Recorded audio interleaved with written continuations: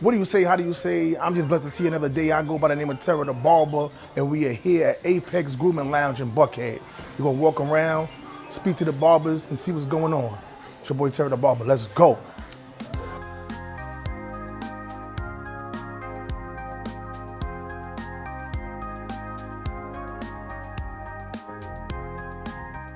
It's your boy Terah Da Barber. We are here at Apex Grooming Lounge in Buckhead. I have the owner of this amazing establishment, Ken, in the building today. I'm going to stop, ask him a few questions, and just get a gist of who he is and why he has this amazing space. So what's up, my brother? How you doing? I'm good. You? Terah, my brother. Thank you for the opportunity. No problem. Coming to this amazing establishment. Tony told me a whole bunch of great things about it, so I had to come in and just check it out. So appreciate that. Why did you guys pick Buckhead? There's a lack of barbershops in there that can really cut. You know, you got the traditional like cookie cutter shop, like, you know, you got great clips and all those type of shops, but you don't really have any real cutters in the city. And I've been on and off in Buckhead since 2010. Okay, Yeah, okay. So when you look at the areas that we have over here, it's underserved right now. So we're trying to fill that void. Nice. Are you a barber? I'm not. Okay, so what made you get into the barber game? I've actually always wanted to own a barbershop. Okay. I used to own salons, so I still own salons, but I always knew that the barbershop was the next step in the progression as far as like my business. Okay. So once the opportunity became available and the space was available, I knew what I was going to do with it. Okay. And this is a prime location. I go to apartment 4B all the time. Okay. And I see the parking lot always packed, so I know it's going to be a great flux of people that's going to see that old days barbershop there. And so I know the barber's not going to have a problem with having people coming in. No, definitely. You figure, you know, this whole area strip is black with the exception of the business on the corner. Every business in this whole plaza is all black owned. Oh, really? Yeah, even if you got apartment 4B. So this is basically what we trying to dub as, you know, as the new Black Wall Street, because everybody's over here black. You got the makeup studio next door. She's like the first black owned makeup studio, really the first makeup studio in Atlanta, and she's been there for like almost 14 years. Then you got the dance studio, you got us, we got the salon, and we got the beauty supply store next door as well. A beauty supply store. Yeah, so, nice. So when you look at everything, all of our business serve one another. There's no competition, so we can all refer business amongst the businesses that are here. Great. How long y'all been here? Well, this actually used to be our beauty supply store. Oh, okay. Yeah, so we took it and then we moved next door. And turned out, so I let the space honestly sit for like about a year time what I was going to do with it. Wow. Yeah, so then we said, you know, let me do the barbershop, but I want to make sure we had the right people. Nice. So we came in, you know, contact with Tony. Tony started putting things together. We got some great barbers, you know, Big Folk, Duba, Carlton, Ish, Sunshine, Justin, Five, and a new cat, Justin. So two Justins here. So when you look at the mix of people that we got in here, we didn't want to get that traditional barber. We wanted to get people that can do the traditional cut that I grew up on, and also people that want enhancements. So we got a good collection of barbers that I can do that. Okay, so opening up a new shop like this, you find that it was hard to get barbers in here? Because that's a big problem when it comes to barbershops. I'm not gonna say it's hard. It's hard to try to get the right barbers. Okay. Because, you know, you can get anybody to fill a chair, but it's not gonna help your business. Absolutely. So for us, we've been kind of selective about who we choose to work with, because even though everybody here is an individual business owner, they're still operating their business within the business. So their business must fit that mold that we're trying to build for the future. Because this is only the first one. Okay. You know, we're looking to do Apex in different locations around the city as well. So you plan to franchise this? I'm not gonna say franchise it, maybe do a licensing deal for it in the future, but for us right now, the first people that would branch off if they were to do another Apex, it'll be one of the people here. Okay, nice. Yeah. Nice, and I like the fact that when I go on your social media page, you can tell that every barber has their own style, and like a lot of barbershops, sometimes the shop owners don't want that barber to be able to post their own logo and to post their own things, but they want to have it like one tight niche. And the fact that you guys give the barbers in here the opportunity to still show who they are and show their personality is something that I definitely see with the Apex. I mean, just the canvas, they the artists. So I can't do nothing like that, you know, and that's actually Tony take care of our page. Okay. You know, so I'm from those with social media. I still don't.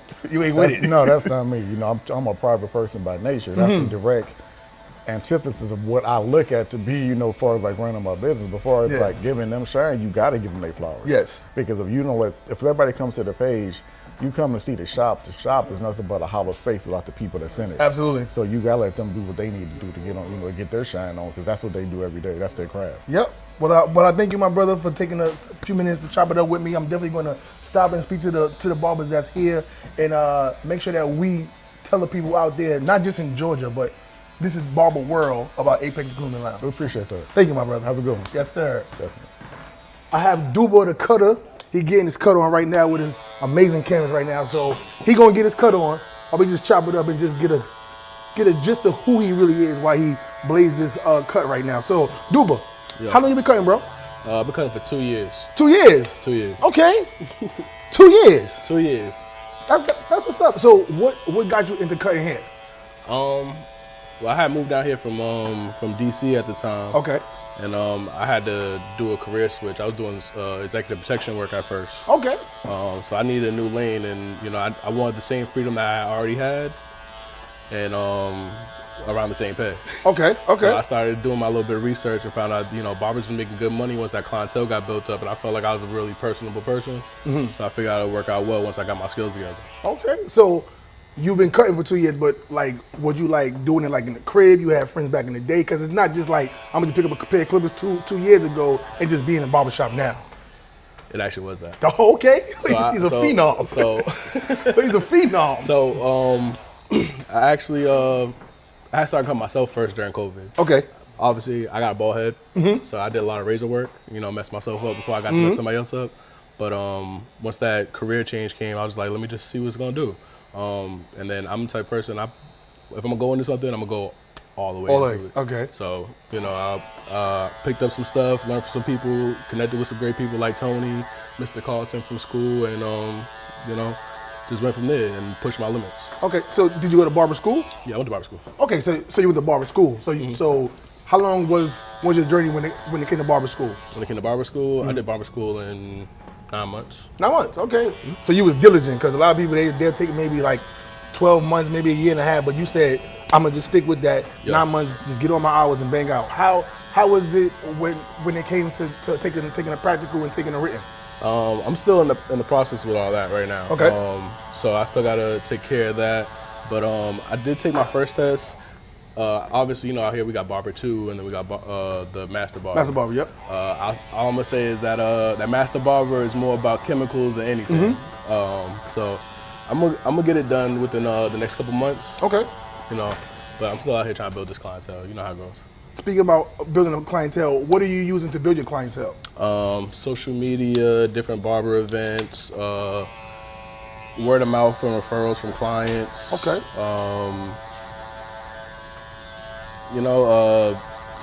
Ads, Google ads, Facebook ads, Instagram ads.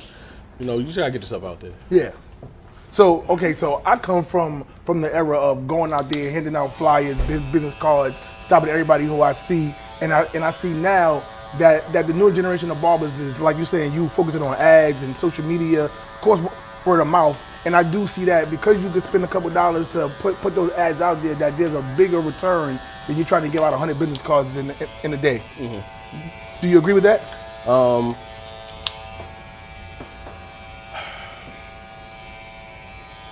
I feel like the old school way is definitely needed. I mean, I feel like everything should be working conjointly. Okay. Still go out to your events, still go out to your regular places and your like your grocery stores and stuff like that. Interact with people, do your daily interactions. But that social media is just an extra thing, because sometimes you're not able to get people to see your work. Mm-hmm. And it's easier to go to somebody and say, hey, this is what I provide, this is what I have, and you can see it all in one place versus just, here's this card, come see me. Yes. You kind of showing your value. When you go to a car dealership, what do? You see the car first, they sell you on the car, then you say, okay, I want to buy the car.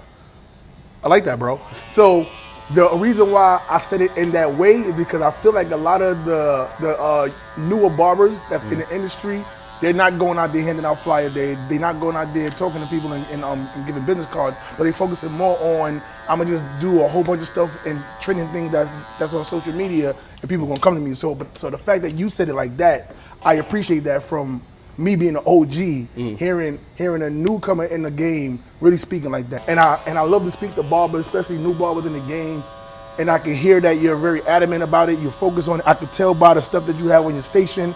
It ain't nothing cheap on here. Nothing. It's everything that's high end. I don't see no, you know what I'm saying? The stuff you get on Alibaba. Yeah. He's not playing around. We ain't doing no team moves. We ain't no T-Wolf all over here. So man, where do you see yourself in 5 years?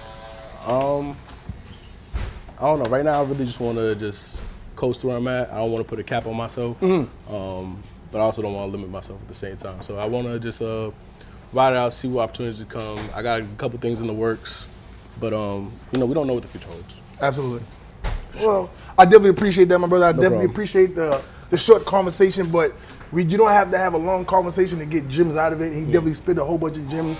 For being 2 years in the industry, and a lot of dudes that's in the industry now that's coming in at a great time, seeing that he left a profession and he wanted to get into the next profession that can still sustain a good lifestyle and bring in that kind of income. And he found out barbering, which is one of the biggest trades now, is one of those trades that you can get into, get a clipper, trimmer, shear, and a comb and a cape and just start getting at it. So I definitely appreciate you, my brother. Tell the people out there where they can find you.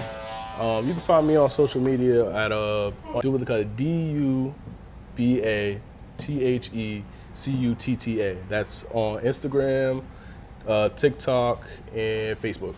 Okay. Well, I'm gonna definitely put this information down below so they can definitely know where to find you. Make sure you book an appointment with your boy over here because he's slicing them up. You dig? For sure. Appreciate you, bro. All right, boss. Yes, sir. Big Folk, the barber in the building. What's going on, y'all? Chopping it up, doing an amazing fade right here. Well, appreciate you, my boy. This is a good fade right here, my boy. Appreciate you, my boy. Yes, sir. Did you start that with the trimmers? Yeah. Okay. I'm not in with it. Up with it. Okay. So since I got big folk here, tell the people out there how long you been cutting. I've been cutting hair about 33 years. How long? About 33 years. 33 years? Yeah, I started in 91. Where you from? I'm in South Carolina. South Carolina. Okay. 33 years. You're a seasoned vet when it comes to this. Okay. So what's the first pair of clippers that you ever picked up? Walls, yellow from Walmart. From Walmart. Yep. And the second one was some trimmers from Goodwill. Goodwill? Yeah. My mom used to shop at Goodwill. Okay. And I was sitting in the car one day and I was like, man, I got tired of sitting in the car. I got hot. So I went in Goodwill, went back there to the appliances, found some clippers, you know what I'm saying, some trimmers, almost like these. Went to the drugstore up the street, put a battery in them, sat in the car and lined myself up. And from then, we had a place in our city in South Carolina where it's in North Carolina called Carowinds. It's similar to Six Flags. Okay. And I ain't have enough money to go get a haircut and go to Carowinds. So what I did was, this before I even picked the clippers up, I went and got a Gillette razor and ball faded my head. And all my peers and all my friends were like, man, it's not too bad of a cut with a Gillette razor.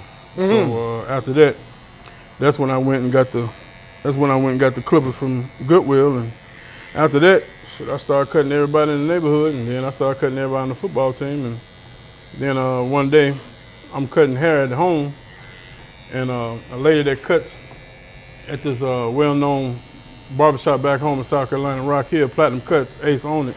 Okay. One of my partners, he asked about me, and that was in 2020. That was in 2001, probably a week after the 9/11. Wow. And I've been in the shop ever since. Okay.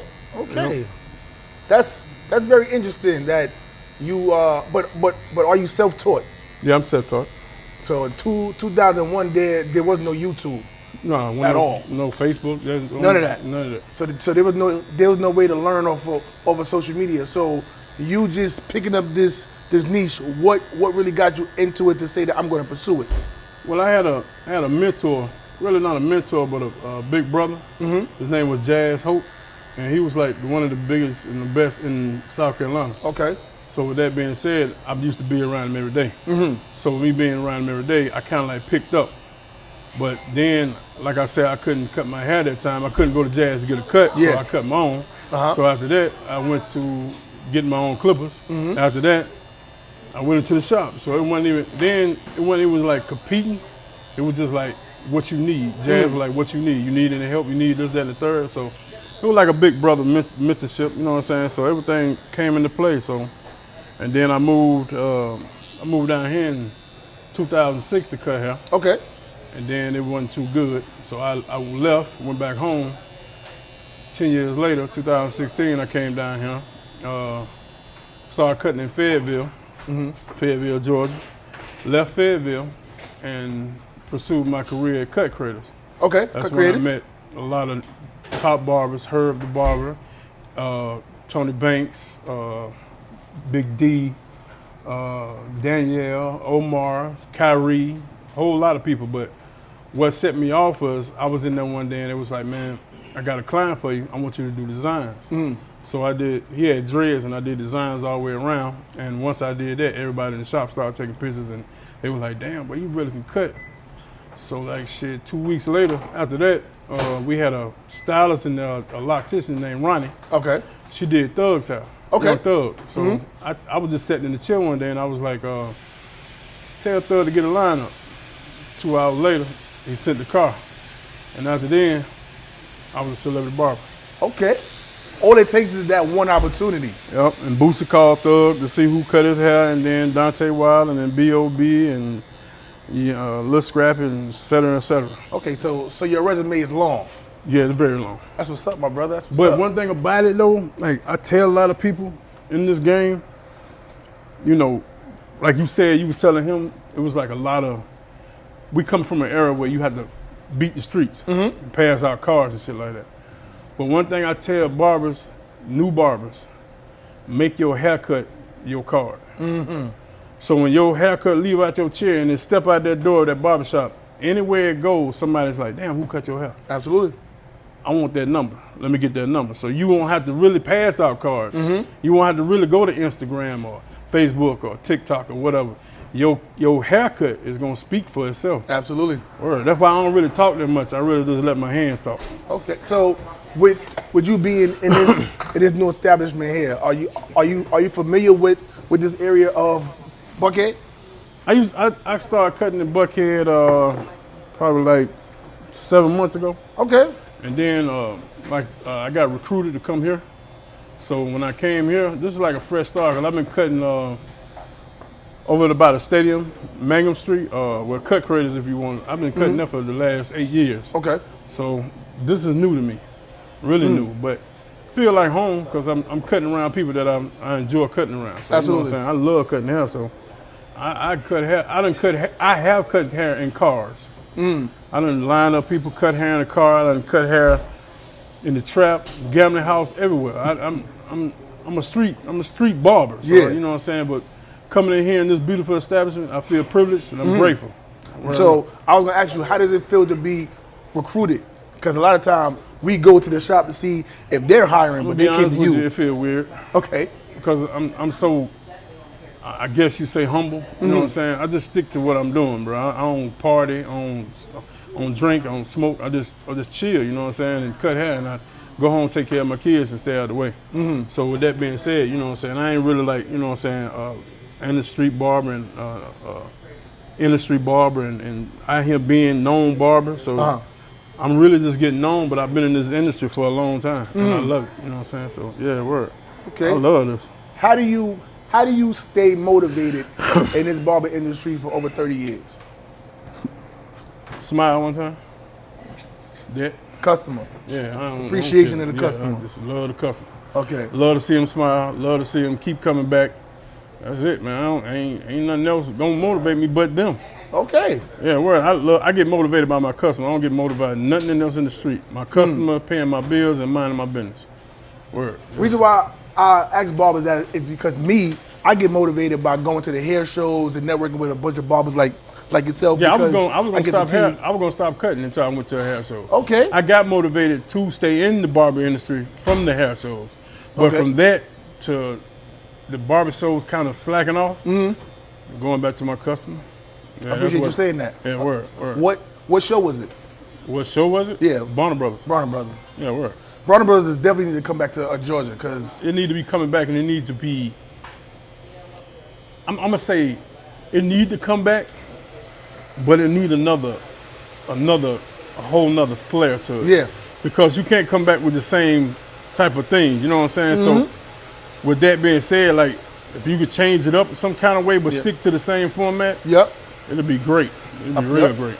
I appreciate that, my brother. I definitely appreciate you taking the time out to speak to me. You know, answer my questions. I'm motivated to see a barber that's been in the game for 30 years and still got the passion for it, still putting out quality cuts. Cause a lot of barbers, you know, 20, 30 years into the game, you could start seeing them starting to fall off. Yeah, but you got to They don't got elevate the eye. yourself. You got to elevate yourself. Absolutely. And you got to stay relevant. You know what I'm Absolutely. saying? And you motivate me, you and your wife, when y'all do y'all show.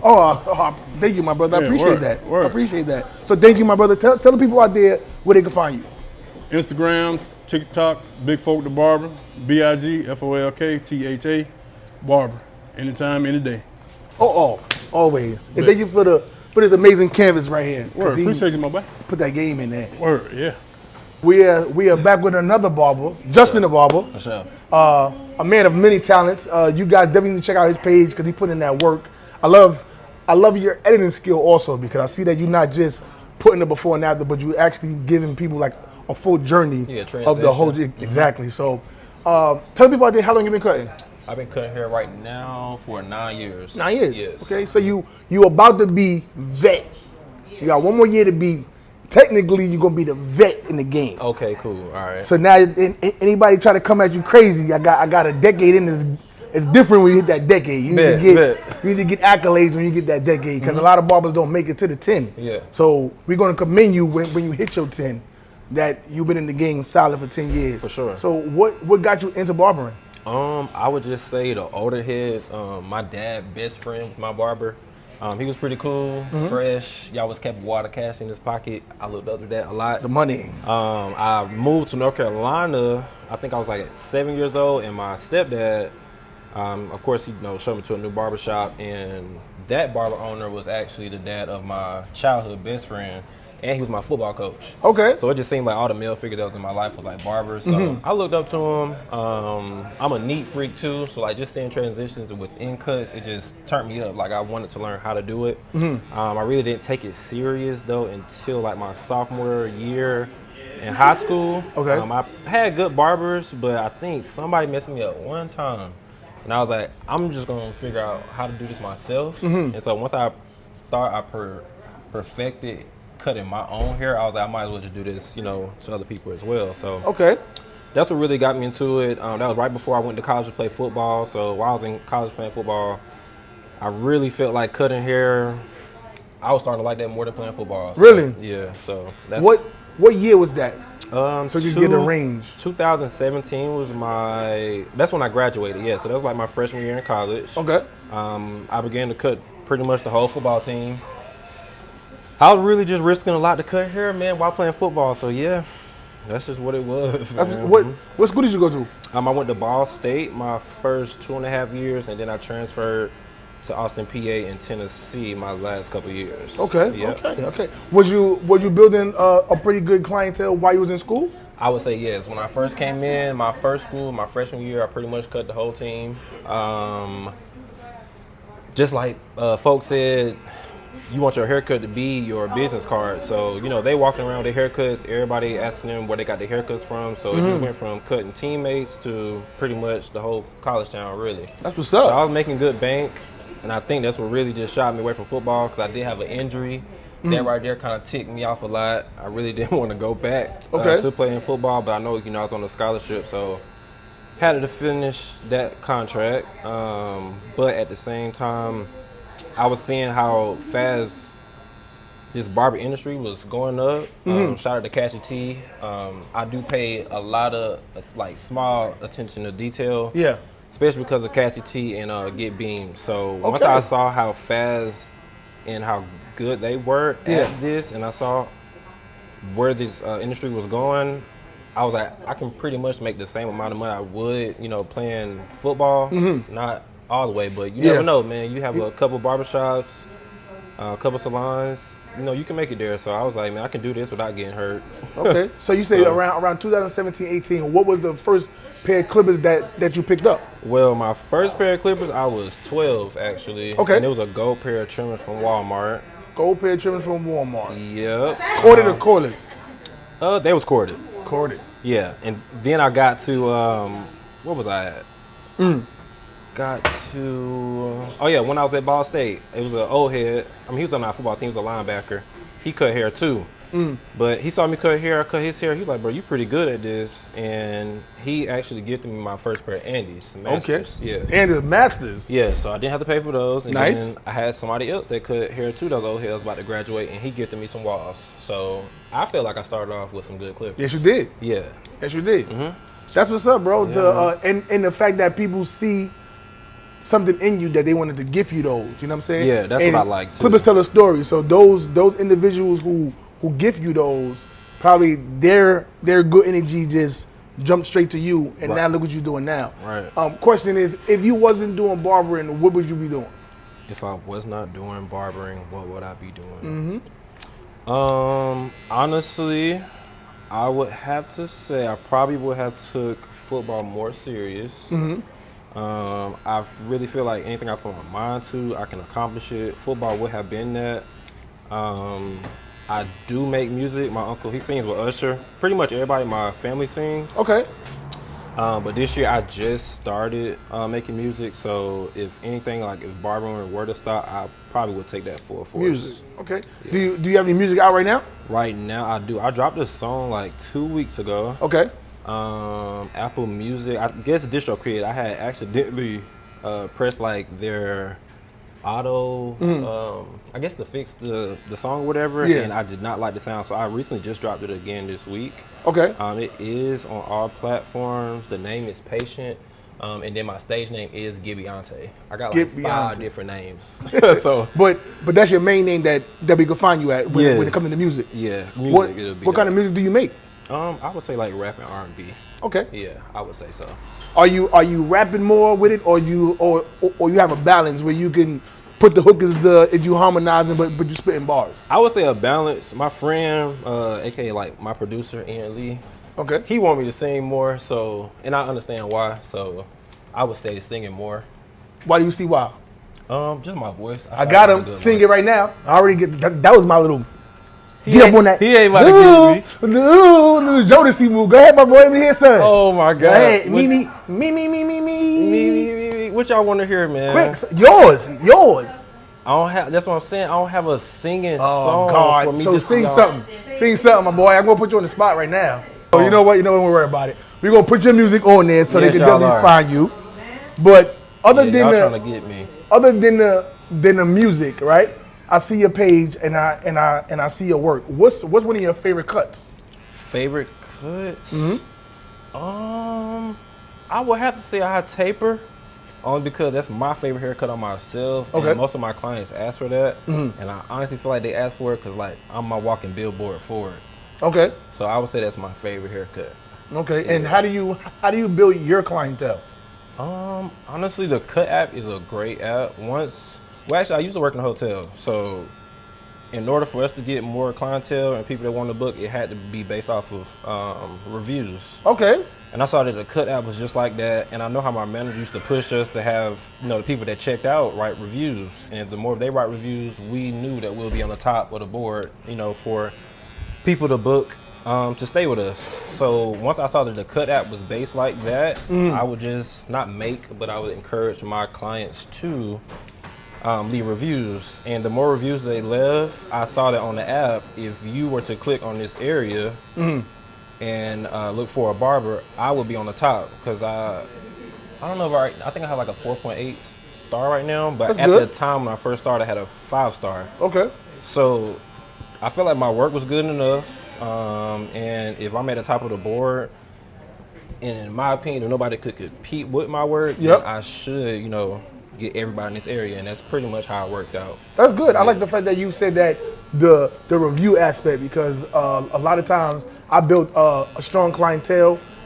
Me moving from New York to Georgia, already having over 300 reviews on Booksy, and then other people seeing it, and then now me jumping from Booksy to go to Google, I'm gonna get all my clients and people to leave those reviews, and I'm seeing people are starting to book me over my Google ads.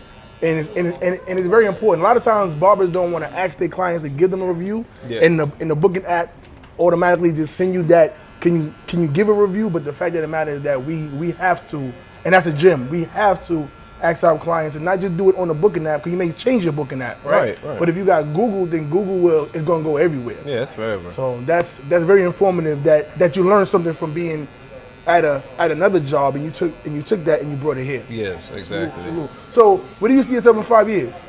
5 years. This is a great shop. I don't really have a time frame or how long I think I would be here.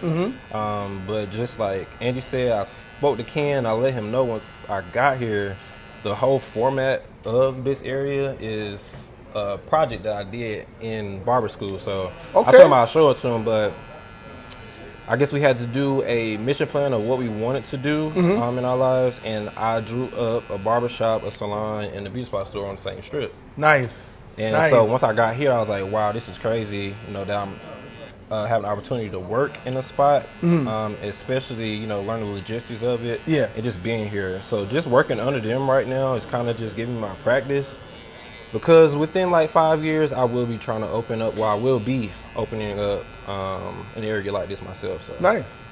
That's what's up, my brother. Well, I definitely appreciate you taking the time while you blaze this cut to chop it up with Razor Sharp Podcast. Drop some gems that I know that the listeners and the viewers is going to take heed to, and we just want to commend you for picking up the clippers and getting your cut on and being in the barbershop with some amazing barbers. Salute, my brother. Most definitely. We are here again with another amazing barber in this amazing establishment, Isha, Barber by Blood. Now, just to let you guys know just a little bit, she don't just cut hair. She's doing coloring right now. She's a tour barber, so that means that wherever the music is or wherever the artist is, she's gonna go there and get a chop on, right? You know it. Salute to that. So most of the time when we hear tour barber, we're gonna think that you're not gonna be in a barbershop like this. No, I'm not. You're gonna be on call, you got your book bag, and you're ready to cut. So what have you still be inside of a barbershop? Slow time, It's not, you're not on tour 24/7, you know what I'm saying? It's a few months here and there. So in the meantime, you gotta have that stability. Okay. So. Okay, how long you been cutting? I'm about 20 years in the game now. 20 years? Yeah, I'm close to 20. You look too young to be talking about 20 years. 39. 39? Yeah, 39. Okay, listen, it's something in the water in Georgia that got everybody looking young. Y'all may not be stressed or something, but everybody be looking good. Health is wealth, baby. Okay, so what's the first pair of clippers that you picked up? Ooh, first pair of clippers, barber school. I had some Walls. They equivalent to the 76ers, but they were the detachables, and some Masters. You had the Walls. Were they the purple ones? No, they were black. They were black. Okay. And they were detachables. They were just like 76ers. My class was the first class to get the Walls instead of the 76ers. They were light, they were durable, and they still work to this day. I think those are the turbos, if I'm not mistaken. Yeah, they had. That was the only one that I think that looked like the 76ers that. Okay. Yeah, but they were smaller. Okay. Yeah. So do you still use the detachable clippers now? No. Okay, because those But are they like still work. obsolete for a lot of barbers. What's your go-to clippers right now?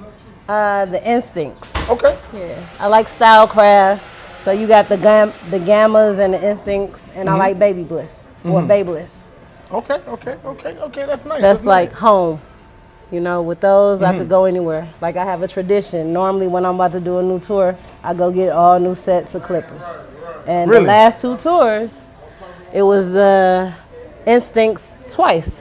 Okay. We had the first model, then the second model.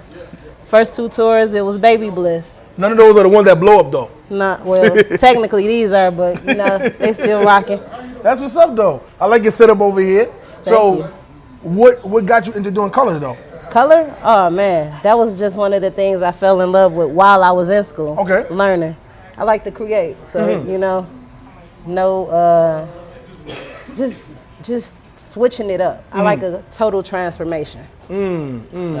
So, is there a difference with your female clients and with your male clients as far as technique, skill, or it don't even matter what the canvas is? Technique is always going to be different or based on who you working with or what type of hair you working with. So it just varies from client to client. But yeah.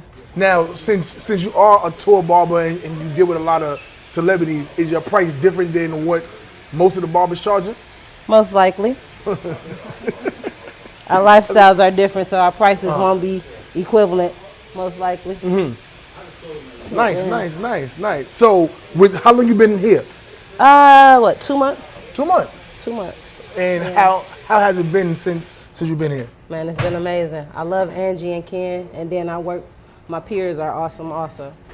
So when I work with greats, you have no iron sharpen iron. Absolutely. So, we just constantly sharpening each other. And it feel good. Like, I'm always gone, but I'm still normal, man. Like, y'all talk about it more than I do. I don't mind being the normal barber, but when it comes to running this chair, we gonna do that.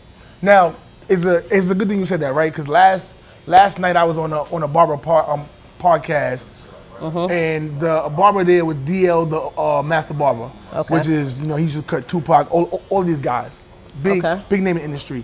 And the one thing he said was that he don't like the title of celebrity barber, but master barber holds near and dear to him, other than people calling him a celebrity barber.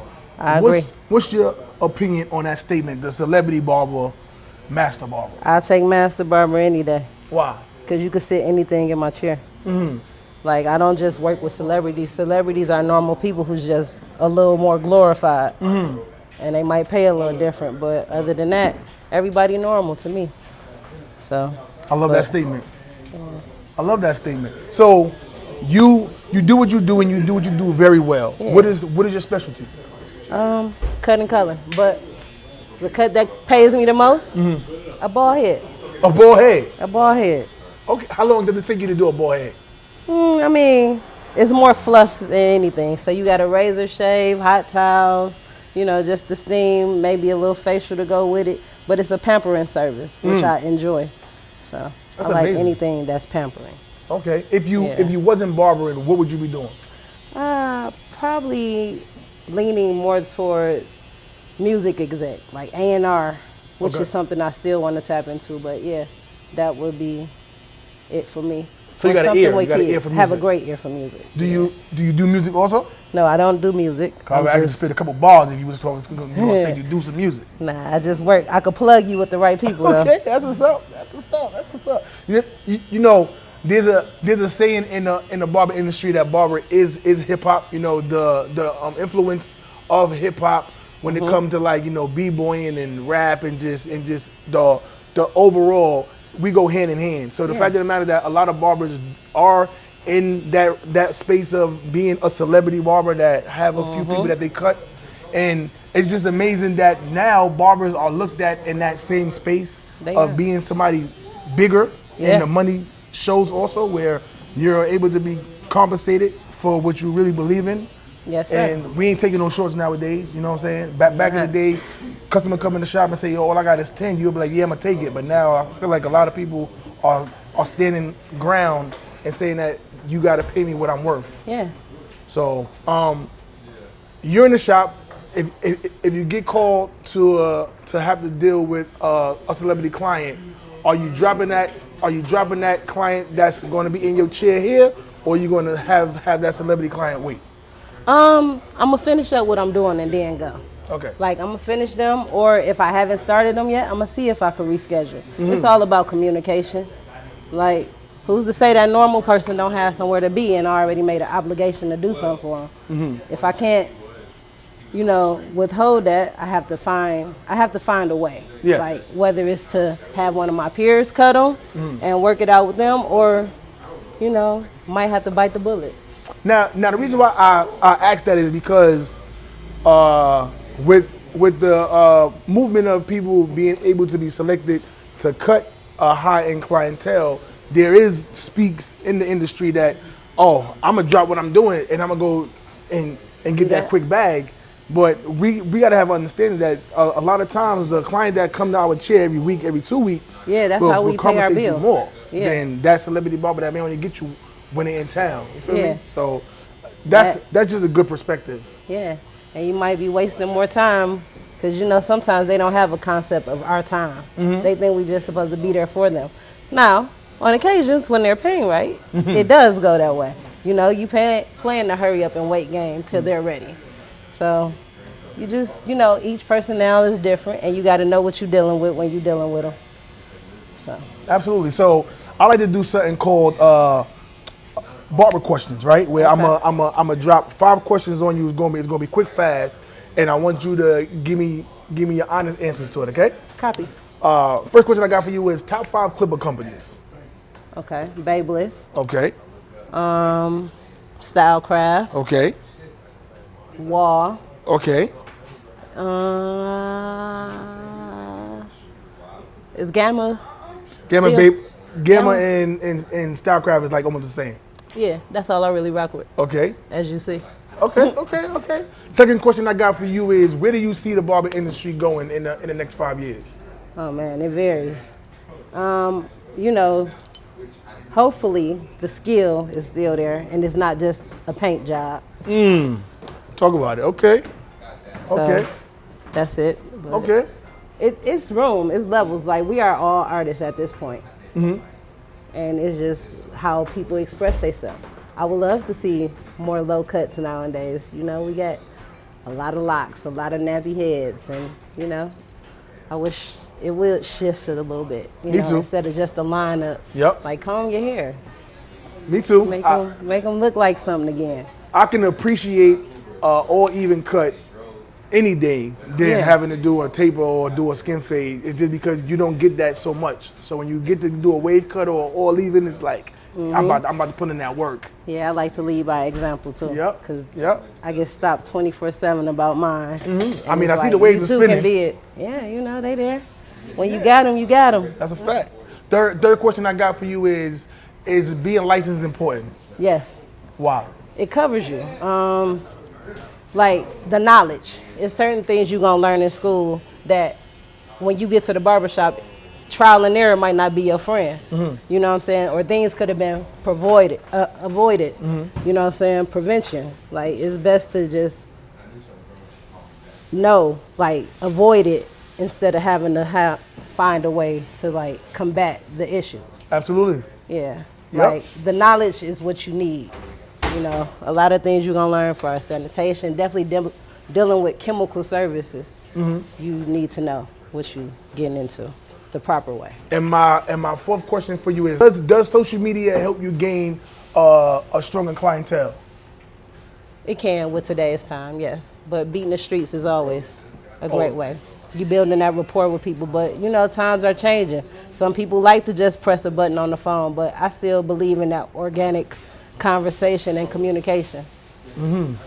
I like that. And my final question for you is, and it stumps a lot of barbers, but it might not stump you. What kind of barber are you? I'm a barber. I'm like your old school traditional barber.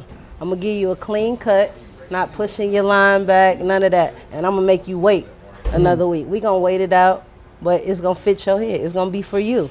Sometimes you might have to do a wait process for this line to come back if I'm got you in repair mode, you know? So we gonna take our time and get there. I appreciate that. I appreciate the conversation, dropping the gems, doing the barber questions, because it sometimes stump people, but you on point. Yeah. Tell the people out there where they can find you. Tap in with me. I'm at Barber by Blood on all your social platforms. So that's Barber by Blood on Instagram, Barber by Blood on Snapchat, Barber by Blood on Twitter, and TikTok. So, Barber by Blood. Where does that name come from? it's in my blood. I grew up in a salon. My mom and grandmother had a salon. So, you know, I spent a lot of summers there when I didn't want to. That's what's up. It's That's in my what's up. blood. Well, I appreciate you taking the time out to chop it up with your boy Terah Da Barber on Razor Sharp Podcast. Barbers to the stars. Phenomenal with not just the clippers, but the trimmers and the razors and everything else. You see her at every single hair show, chopping it up, doing interviews, being a judge, being a host, being everything. I have Tony Banks 911 in the building. Thank you. Yes, Wow, yes, wow, yes. Wow, that's humbling. Thank you so much, bro. So listen, you invite me to come to this amazing establishment. Why this amazing place? Why Buckhead? Shoot, I got a phone call from a great guy, Ken, and he's the owner. He's an incredible man. He reached out. We had a phenomenal meeting, and he was showing me his vision, and it was nothing short of amazing just to sit here and actually watch him and his wife create the vision and make it turn into fruition. So they asked me to come in and help with management, manage the place, get it up to par. I brought in all of my heavy hitters, my dream team, if you will, and sure, it's coming to fruition right here, literally, currently in my face. Okay. Come on, You go ahead. guys, come on in. So let's take it back a little bit. How long you been cutting?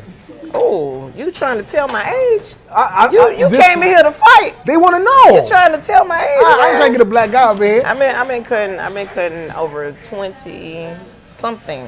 Okay, years. 27 years. Two decades in the game. That's what's Yeah, I up. have, and Okay. I love it. I wouldn't trade in it. I wouldn't trade it for any other career, industry, anything. I add on, but to be honest with you, I absolutely love the clipper game. I love being a barber. I love meeting people. I'm a people's person, if you will, and shoot, I'm here. That's what we do. We give away a lot of free haircuts my whole life. People talking about, why you doing that? You too humble. And I'm like, no, that's what got me here. That's what literally got me here. So I have special days, special weekends for foster kids, kids with autism, kids from a different background. We just try and help out how we can. Cut them up free, whatever we can do. What's the first pair of clippers that you ever picked up? Some Walmart dog clippers. Dog clippers. What? The I Walmart think it dog was clippers? what is it called, that Procon? Big folk. What you call those clippers? Conair? Conair. Some Conairs. Okay. but you do know that Conair is now Babeless. So. Yeah. Most- Oh, really? Yes. Conair is Babeless. All they did was rebrand. What? Conair is Babeless. They just rebranded. That was the most perfect connection. Yeah. Wow. Yep. Yeah. So you've been picking up, starting with the Conair clippers. Now you use all kind of brands, though, right? Oh yeah, we got I see everything up here. We're not playing. You got Red Pro up there. You got Asta up there. You got. But this got, is the Tony Banks clipper right here. I want That's y'all right. to see this. Yeah, this the Tony Banks clipper. Where'd you get right that here. from? What- I got this a few months ago with you. No, you weren't there. I wasn't there. You weren't there. I got What this. is that? What is that? This is the Hair Education Beauty Summit Award. Okay. The second place for coordinating a dream team. And we put together an amazing position. We fought them. We beat anti-broke. We beat everybody. Really? We beat everybody, but it was just one left that we couldn't take home. Okay. And they didn't let us get to 10,000, but we did bring home 4 of these. 4 of them? Yeah, everybody left home with one. That's amazing. that joint look like it's heavy too. Shout out to Pure Products. Shout out to Hair Education Beauty Summit. Hey, and the next and the next. That's what we do. Salute to that. Yeah. Y'all see the clipper that she holding? The one that matters the most. Yeah, I haven't even tried to cut yet with it though. That's great. Like heavy. You're gonna have some Papa arm messing with those. Yeah. So you've been competing. You do celebrity clientele. You phenomenal when it comes to the cuts, right? We put together the barber battles. We do which- everything. If y'all missed the Halloween barber battle that Tony put on, you played yourself because it was amazing. Yeah. Are you gonna do it again? Yeah, I just put together the Talia Wajid and Uncle Jimmy barber battle as well. That You were battle was there. crazy too, of course. Yeah, and then I helped with the Hair Education Beauty Summit Okay. also. So, So you yeah, got we're your hands working. everything We're is you. working, yeah. Okay, yeah. so you don't just put out great cuts because that's an understatement. You do designs, color, phenomenal with the clippers. What make you stand out? What's making you come up with these ideas and putting it on your canvas? If anybody knows me, they know that my favorite slogan is "Iron sharpens iron." So I literally learn from the very people around me. Every time, I don't care if it's negative or positive, I can learn from it, and I can take that and I make it applicable to my life. So right now, I've surrounded myself with some amazing talent. We have Duba the Cuddle, we have Isha, Barber by Blood. We got the amazing big folks back there. Me and him, we learned off each other years ago. We used to work with each other. Justin at the top of the key.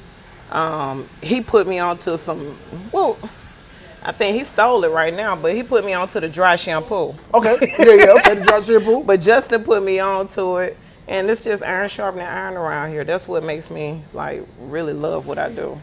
I'm a country girl from Albany, Georgia, and it took a lot to get here and to be around, such amazing people in my own industry. Yeah, so that's my thing, iron sharpening iron.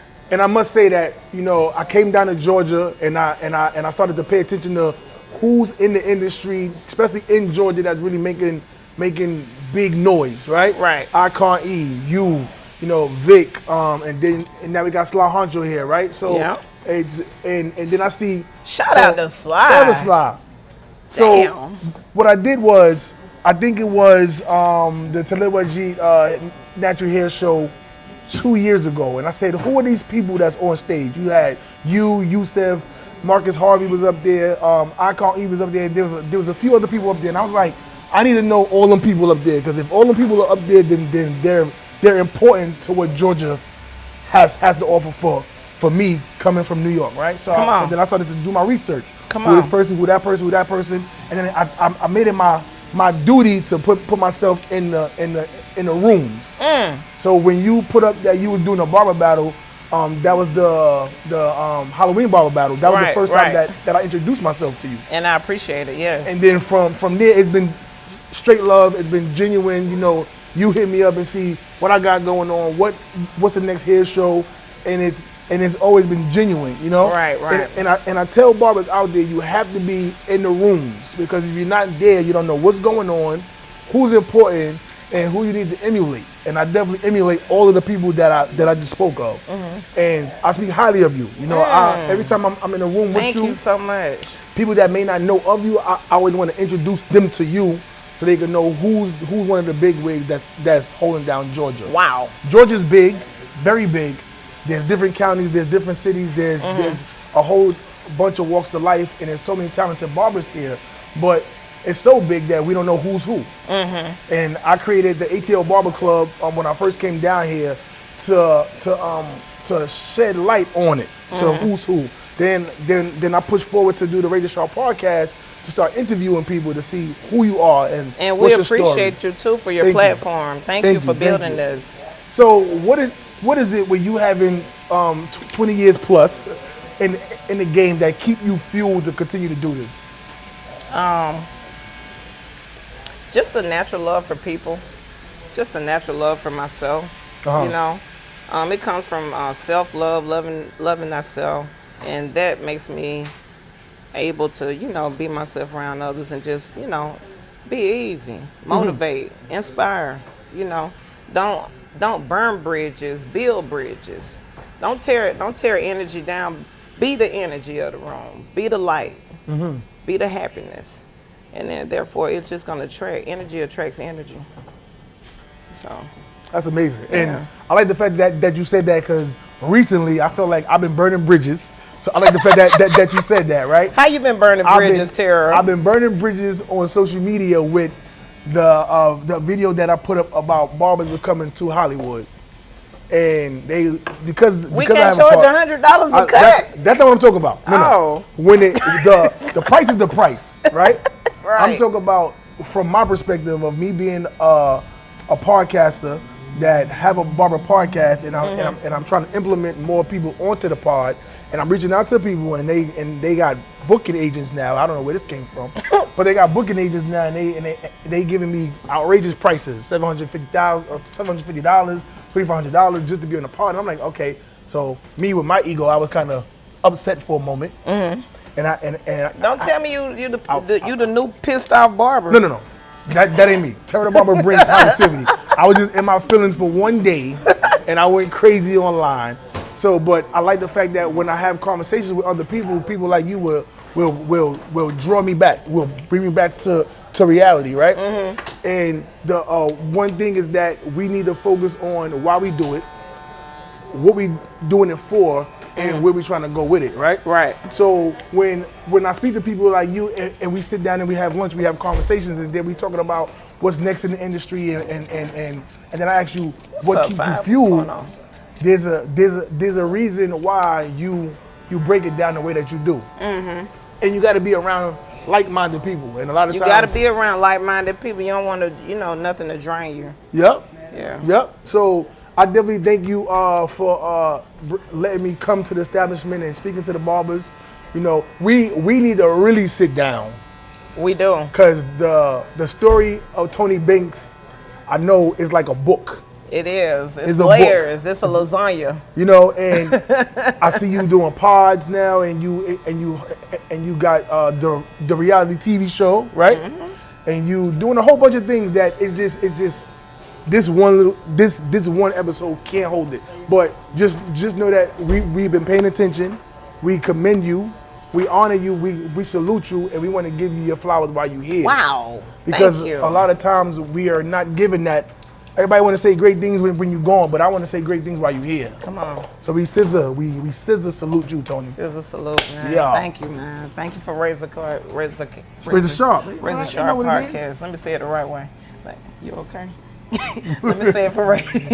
Thank you so much, Terah Da Barber, for everything you do, for bringing this platform to life, for giving us the opportunity to even tell who we are in this industry. So thank you so much, Razor Sharp podcast. We Appreciate in here. you. Thank you, man. Yo. Love you, baby. Thank you. Yes, thank you. I am Terah Da Barber, and this is Razor Sharp Podcast.